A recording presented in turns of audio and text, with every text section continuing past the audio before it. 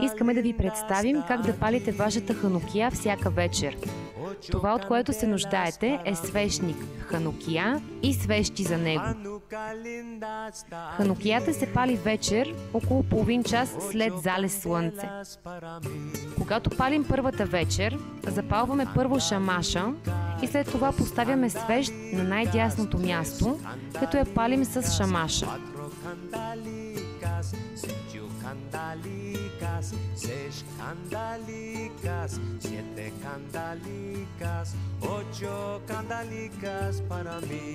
След запалване на свещите, казваме следните благословии.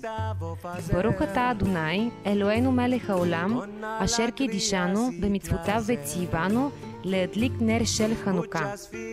Барух ата Адонай, Елоейну мелех хаолам, шеаса нисим лаавотено, баямим аем бизман азе. Барух ата Адонай, Елоейну мелех хаолам, шейхияно, векиимано, вейгияно, лезман азе. Последната благословия казваме само първата вечер. Накрая се пее Маос Цур, чийто текст може да видите в края на това видео. На втората вечер ние палим една свещ повече. Отново първо запалваме шамаша и с него палим свещите, но започваме от ляво надясно. Аналогично палим и всяка останала вечер на празника.